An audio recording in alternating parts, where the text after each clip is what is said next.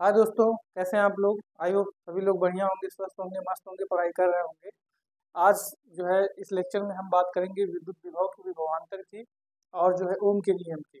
पिछले लेक्चर को जो है जिन लोगों ने नहीं देखा है उसको जाके आप देख सकते हैं अच्छे से, उस पर बेस्ड कुछ क्वेश्चन कर सकते हैं। और जो है इस लेक्चर में हम इन 3 टॉपिक के ऊपर बात करेंगे, ठीक है। तो आइए देखते हैं क्या है।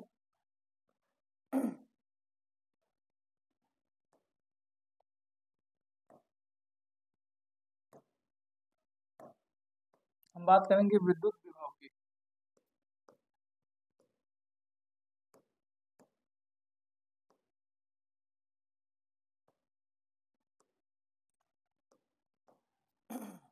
विद्युत विभव,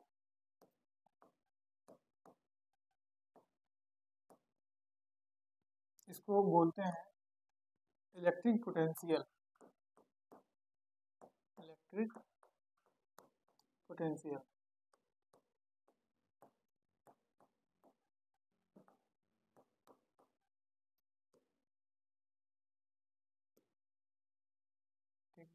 इलेक्ट्रिक पोटेंशियल होता क्या है, तो इसको हम समझते हैं। इलेक्ट्रिक पोटेंशियल क्या होता है।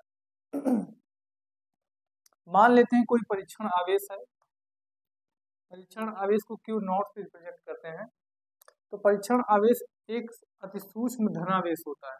क्या होता है, मैंने बताया कि परीक्षण आवेश क्यू नॉट क्या है, परीक्षण आवेश है। और परीक्षण आवेश यहाँ पर लिख देंगे आप, क्यू नॉट एक परीक्षण आवेश है। परीक्षण आवेश है।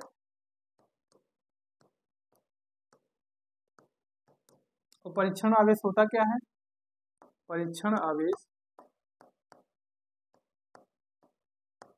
परीक्षण आवेश एक अति सूक्ष्म धनावेश होता है। अति सूक्ष्म धनावेश होता है।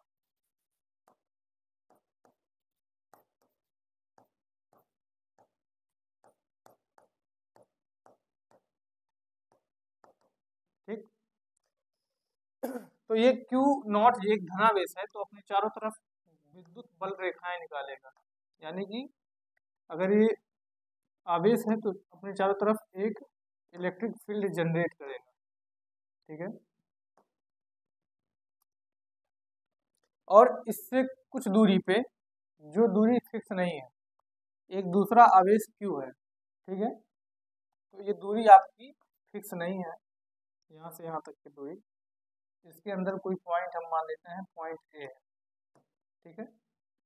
तो क्यू से, क्यू एक दूसरा पॉइंट है, मान लेते हैं पॉइंट ए। अगर हम पॉइंट ये नहीं मानेंगे क्योंकि ये दूरी पूरी फिक्स नहीं है कहीं भी अनंत पर, तो यहाँ से यहाँ तक की दूरी, अनंत पे हम कोई बिंदु नहीं लेंगे। यहाँ पर क्या हो जाएगा आपका, यहाँ से यहाँ तक की जो दूरी होगी, डिस्टेंस होगा, इसको हम क्या मान लेंगे, इनफाइनाइट। ठीक। तो इस क्यू आवेश को हमें कहाँ ले जाना है, इस विद्युत क्षेत्र के अंदर, किसके, क्यू नॉट के। तो यहाँ से यहाँ तक ले जाने में हमको क्या करना पड़ेगा, कुछ ना कुछ कार्य करना पड़ेगा। ठीक है। तो विद्युत विभव होता क्या है, विद्युत विभव टोटल कार्य की माप होती है। यानी कि इस आवेश को, क्यू आवेश को इस विद्युत क्षेत्र के अंतर्गत, किसके, क्यू नॉट के विद्युत क्षेत्र के अंतर्गत, यानी कि बिंदु ए पर ले जाने के लिए हमको कुछ ना कुछ कार्य करना पड़ेगा। वही जो कार्य होता है वही विद्युत विभव कहलाएगा। ठीक है। तो इस आवेश को बिंदु ए तक ले जाने के लिए हमें जो है कुछ ना कुछ, यानी कि डब्ल्यू वर्ग करना पड़ेगा। तो वही क्या हो जाएगा, विद्युत विभव हो जाएगा। तो यहीं से इसका डेफिनेशन निकल के भी सामने आ जाता है कि विद्युत विभव किसे कहते हैं। तो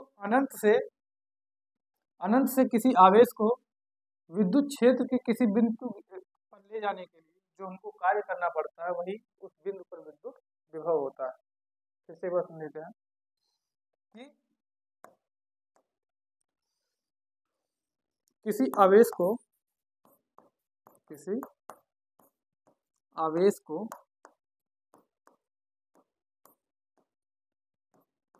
किसी आवेश को अनंत से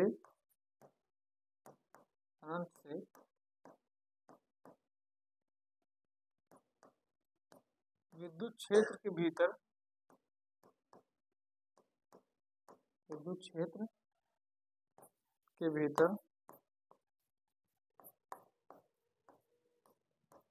किसी बिंदु पर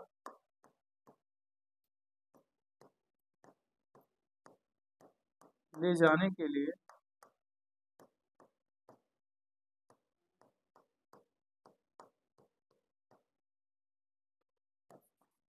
जो कार्य करना पड़ता है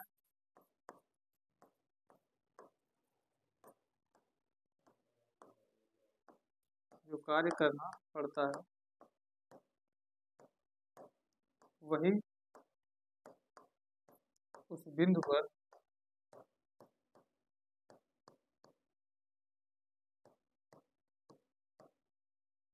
विद्युत विभव कहलाता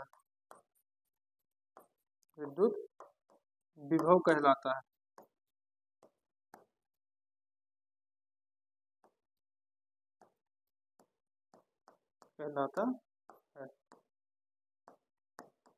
ठीक, इसे जो है इसे कैपिटल V से डिनोट करते हैं, फिर प्रदर्शित करते हैं।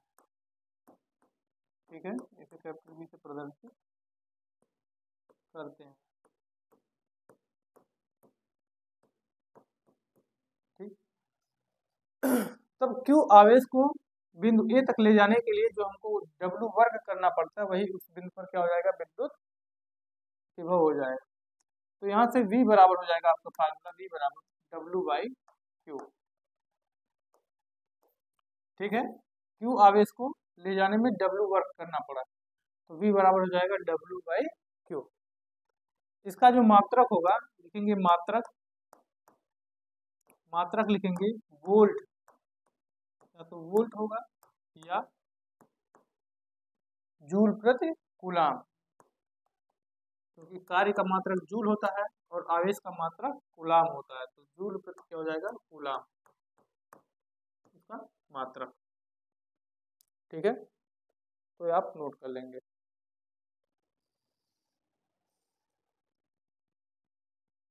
नेक्स्ट, विद्युत विभव के बाद हम जो है बात करेंगे विद्युत विभवांतर की। क्या, विद्युत विभवांतर,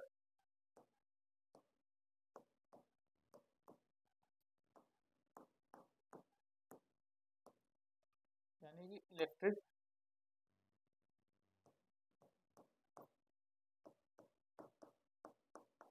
potential difference.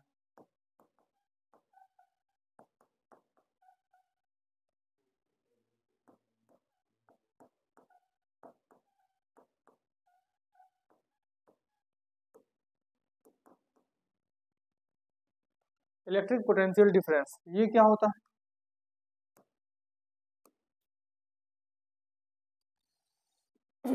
Electric potential difference जो होता है वो विद्युत क्षेत्र के अंतर्गत ही, ठीक है, कोई विद्युत क्षेत्र है, मान लेते हैं कि इस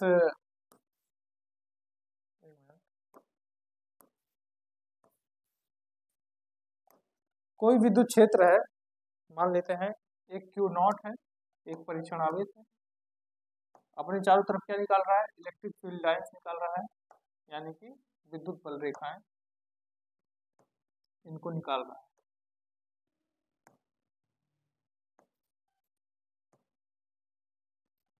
ठीक, तो कोई बिंदु यहाँ पर A है और कोई बिंदु यहाँ पर क्या है, B है। आवेश कहाँ पर है, बिंदु Q A पर है, सॉरी आवेश Q जो है बिंदु A पर है, इसी आवेश को A से लेकर जाना है हमको B तक। ठीक है, तो A से B तक ले जाएंगे तो हमको क्या है, कुछ ना कुछ कार्य करना पड़ेगा, W वर्क डन करना पड़ेगा। तो यही जो वर्क डन होगा वही उन दोनों बिंदुओं के बीच क्या हो जाएगा, पोटेंशियल डिफरेंस। ठीक है, तो आप इसका डेफिनेशन ऐसे बना के लिख सकते हैं, बहुत ही आसान है। किसी आवेश को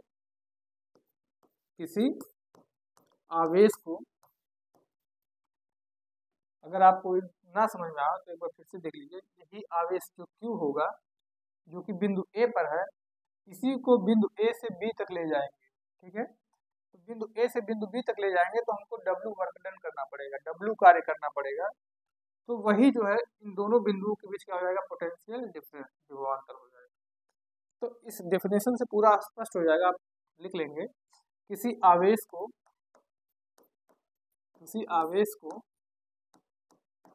विद्युत क्षेत्र के भीतर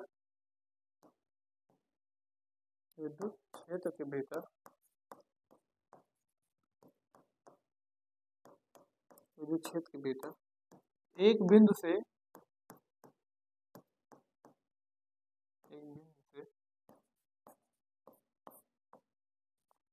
दूसरे बिंदु तक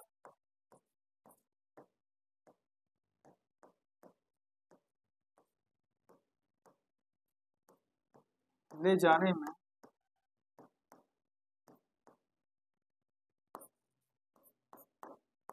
जो कार्य करना पड़ता है,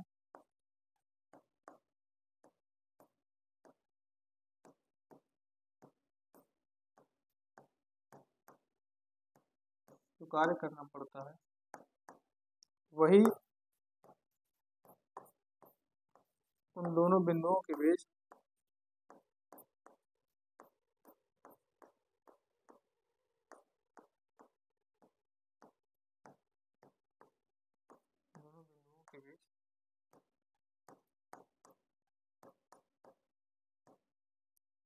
विद्युत विभवांतर कहलाता है। विद्युत विभवांतर कहलाता है।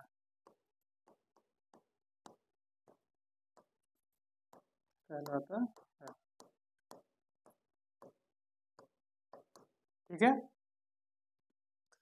तो विद्युत जो विभवांतर होगा, विभवांतर हमेशा दो बिंदुओं के बीच लिया जाता है।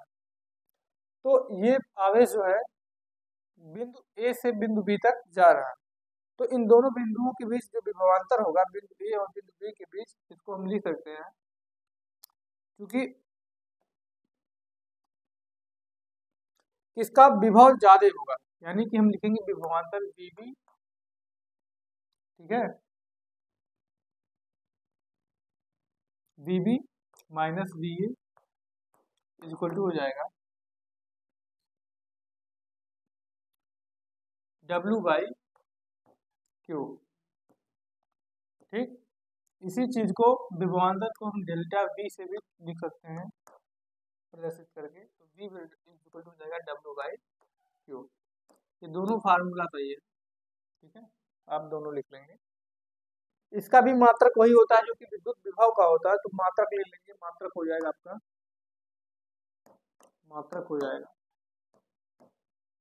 वोल्ट या जूल प्रति कूलम।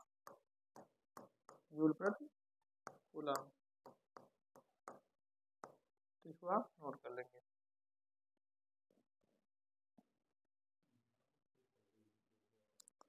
इसके बाद आपका हो जाएगा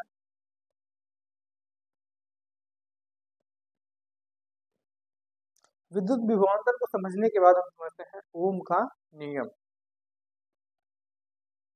ठीक है, तो नेक्स्ट है आपका ओम का नियम।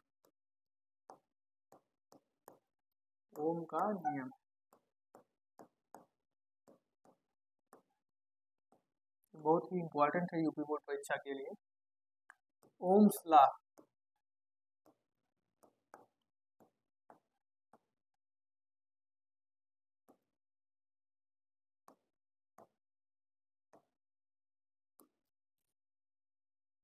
ठीक, तो ओम का नियम कहता क्या है। ओम एक साइंटिस्ट थे, उन्होंने बताया कि चालक के सिरों पर आरोपित विभवांतर उसमें बहने वाली धारा के समानुपाती होती है।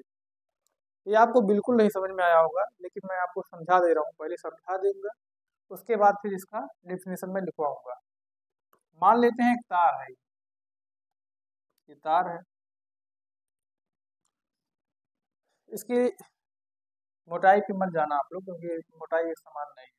ठीक है, तो ये तार है, तो तार में से होके क्या हो जाएगा, करंट फ्लो होगा, यानी इलेक्ट्रॉन फ्लो होगा, बहेगा ऐसे आगे।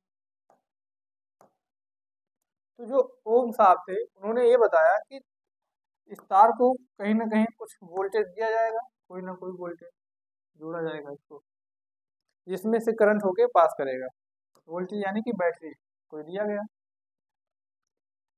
तो करंट जब पास करेगा तो क्या होगा कि वोल्टेज अप्लाई करने के बाद क्या होगा, करंट पास होगा।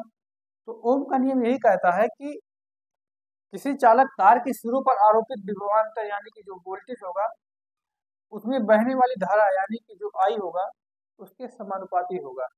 ठीक, लेकिन ये सिर्फ एक ही कंडीशन में ऐसा हो सकता है, जब हम जो तार है उसकी लंबाई और उसका जो क्रॉस सेक्शन का एरिया अनुप्रस्थ का क्षेत्रफल है, या तापमान को में कोई परिवर्तन ना हो। किसमें, अगर तार की लंबाई में, क्षेत्रफल में और इसके तापमान में कोई परिवर्तन नहीं होता है तो चालक यानी इसके सिरों पर आरोपित विभवांतर इसमें बहने वाली धारा के क्या होगा, समानुपाती होगा, प्रोपोर्शनल होगा।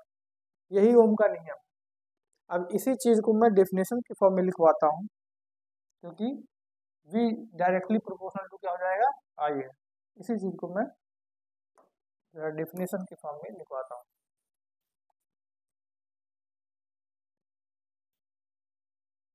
तो आप लिखेंगे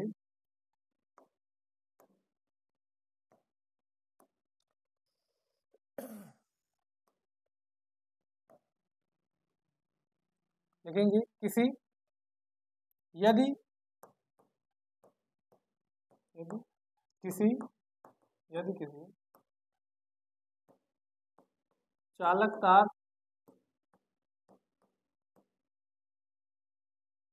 की भौतिक अवस्था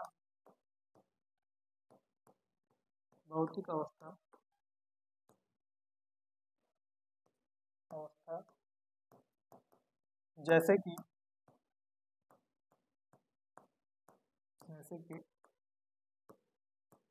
लंबाई,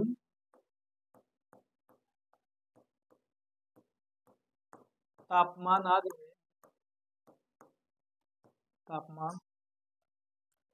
आदि में कोई परिवर्तन ना किया जाए, कोई परिवर्तन ना किया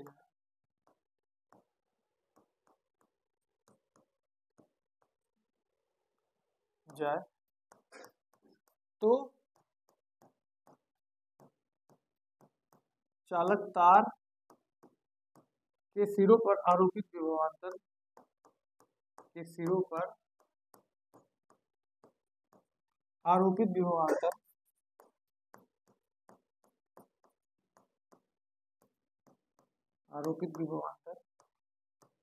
उसमें बहने वाली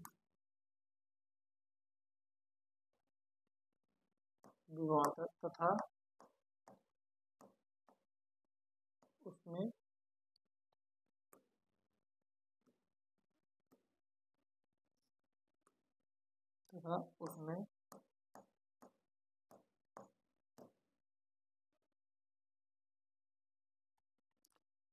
आरोपित विभवांतर तथा उसके कारण उसमें बहने वाली धारा के समानुपाती होता है। या ऐसे लिख सकते हैं कि आरोपित विभवांतर के कारण उसमें बहने वाली धारा का जो अनुपात होता है वो एक नियतांक होता है, तथा उसमें बहने वाली धारा चालक तार के सिरों पर आरोपित विभवांतर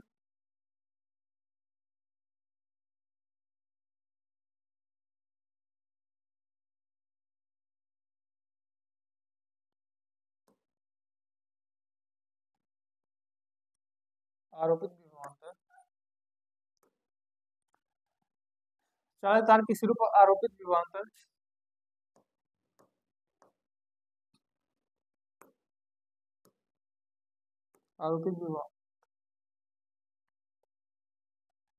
चालक तार के सिरों पर आरोपित विभवांतर तार में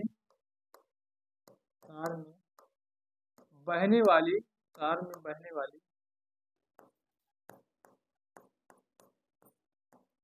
धारा के समानुपाती होता है। समानुपाती होता है। ठीक, तो यहां से क्या हो जाएगा, V जो होगा डायरेक्टली प्रोपोर्शनल टू किसकी हो जाएगा, I के। यहाँ से V बराबर हो जाएगा R इंटू आई, जहाँ R क्या है, यहाँ R एक नियतांक है, नियतांक यानी कि कांस्टेंट है, नियतांक यानी कि कांस्टेंट है।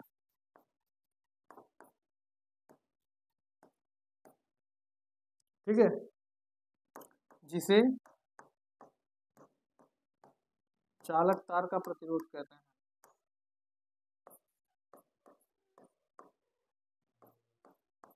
चालक तार का प्रतिरोध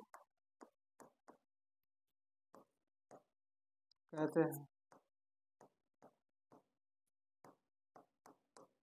ठीक, तो यहाँ से अगर प्रतिरोध का डेफिनेशन अगर हमको निकालना होगा तो हम क्या करेंगे, यहाँ से इसके आगे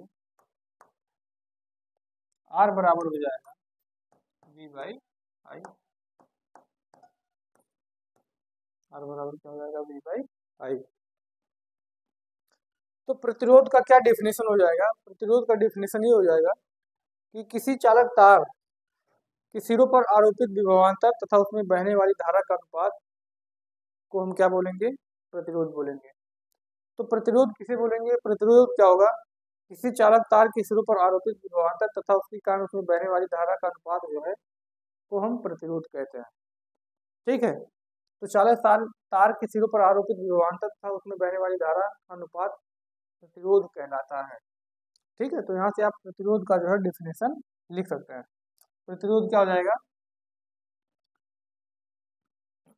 विभवांतर तथा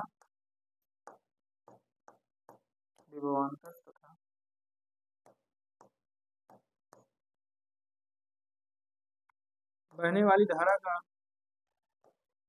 तथा बहने वाली धारा के अनुपात को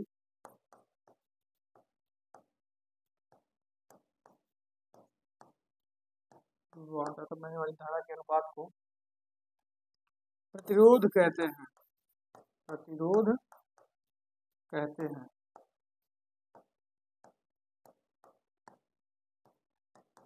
ठीक, इसका मात्रक क्या होगा, प्रतिरोध का मात्रक ओम होगा, मात्रक क्या होगा इसका, ओम।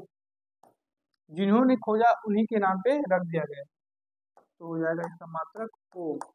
और इसको जो है ऐसे प्रदर्शित करते हैं इस अक्षर से, तो इसको आप लिख लेंगे। ठीक, तो प्रतिरोध जो होगा, प्रतिरोध हर एक तार का अलग अलग होता है। ठीक है,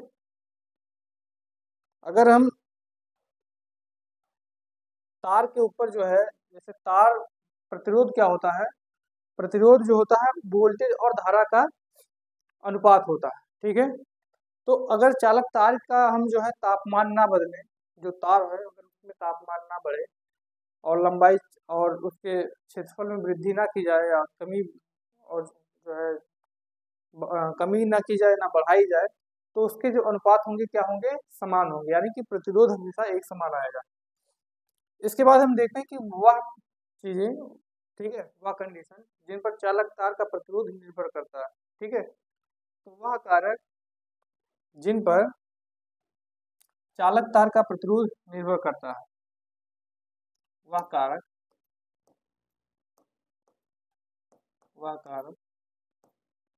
जिन पर चालक तार का प्रतिरोध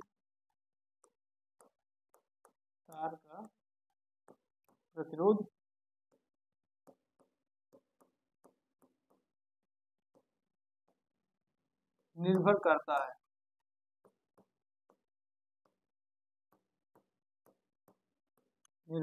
है, तो ऐसे कौन कौन से कारक, तो चालक तार का प्रतिरोध जो होगा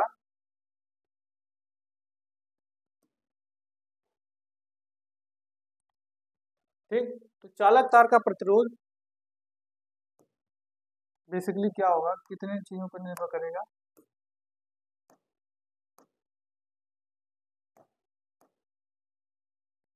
प्रतिरोध मुख्यतः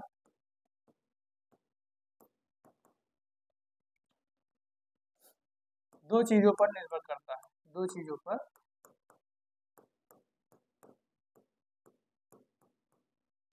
वो दो चीजें कौन कौन सी होंगी,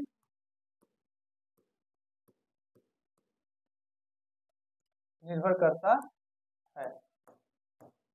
तो वो दो चीजें कौन कौन सी होगी, पहला होगा कि जो प्रतिरोध होता है यानी कि R, वो चालक तार की लंबाई के समानुपाती होता है। ठीक।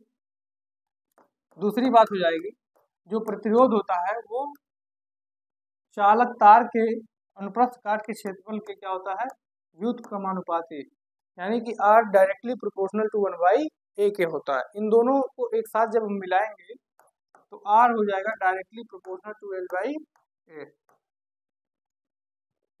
जब समानुपाती चिन्ह हटता है तो एक कांस्टेंट आ जाता है, यानी कि हो जाएगा आपका R equal to row L/a।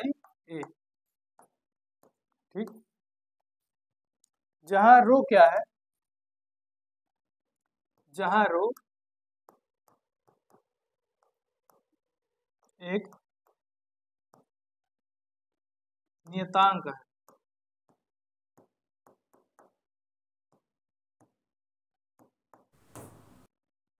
जिसे प्रतिरोधकता कहते हैं। क्या बोलते हैं, प्रतिरोधकता, जिसे प्रतिरोधकता कहा जाता है। ठीक है। तो यहां से अगर प्रतिरोधकता यानी रो की वैल्यू निकाली जाएगी तो क्या हो जाएगा, आर रो इक्वल टू हो जाएगा, ए नीचे है तो ऊपर चला जाएगा और एल ऊपर है तो नीचे चला जाएगा। तो आपका हो जाएगा RA/L, ये हो जाएगा रो का फॉर्मूला। ठीक। तो यहाँ से इसका मात्रक अगर हम निकालें तो मात्रक क्या हो जाएगा, इसका मात्रक आप लिखेंगे,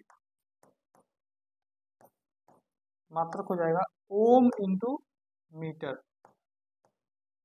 ओम मीटर। ठीक है। क्योंकि एरिया का जो मात्रक होता है मीटर स्क्वायर होता है और लंबाई का मीटर, तो मीटर मीटर कैंसिल हो जाएगा और आर का ओम होता है, तो ओम इंटू मीटर ये मात्रक हो जाएगा। इसको आप नोट कर लेंगे। ठीक है। और इसके आगे एक नोटेड पॉइंट में लिख लेंगे, नोटेड पॉइंट यानी कि इम्पोर्टेंट जो बिंदु है, मुख्य बिंदु।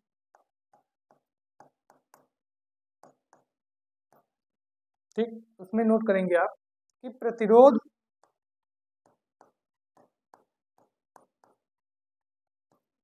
व प्रतिरोधकता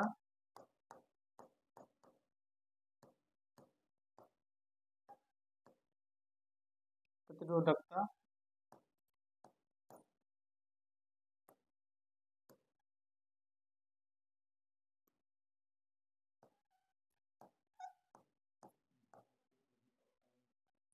तापमान पर निर्भर करती है, तापमान पर निर्भर करती है। यानी कि अगर तापमान बढ़ेगा तो प्रतिरोधकता या प्रतिरोध बढ़ जाएगा, निर्भर करती है।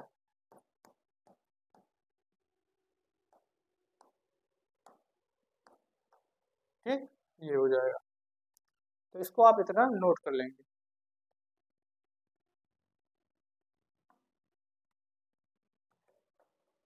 एक चीज और नोट करेंगे नोटेड पॉइंट में, इसको पहला आप नोट कर लेंगे। दूसरा पॉइंट ये है कि जो प्रतिरोधकता होती है ये पदार्थ का विशेष गुण होता है। तो प्रतिरोधकता, प्रतिरोधकता पदार्थ का गुण होता है, यानी पदार्थ बदलने पर प्रतिरोधकता क्या हो जाएगी, बदल जाएगी। यानी पदार्थ के ऊपर निर्भर करता है कि उसकी प्रतिरोधकता कितनी होगी। ठीक।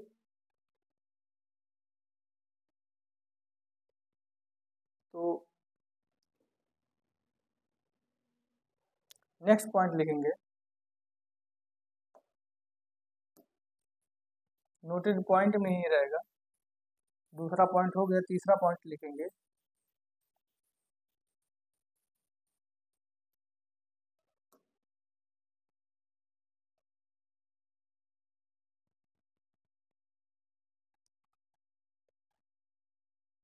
तीसरा पॉइंट, धातुओं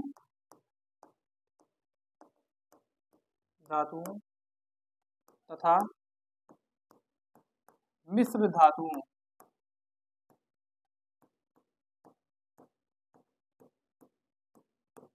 की प्रतिरोधकता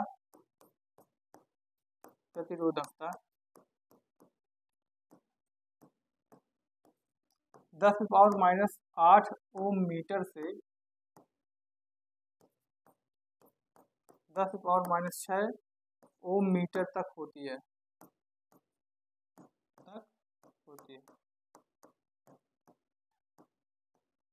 नेक्स्ट पॉइंट लेंगे,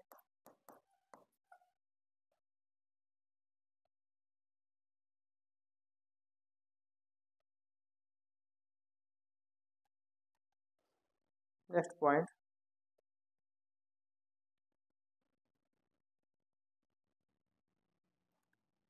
रबड़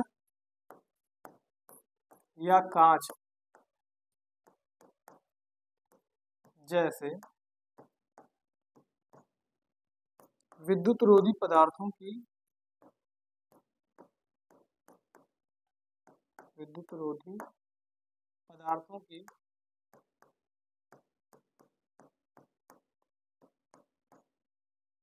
प्रतिरोधकता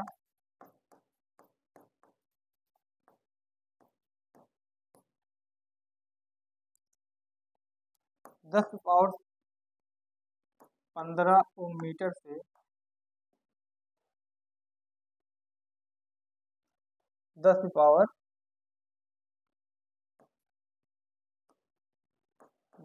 ओम मीटर से 10⁻17 ओम मीटर तक होती है।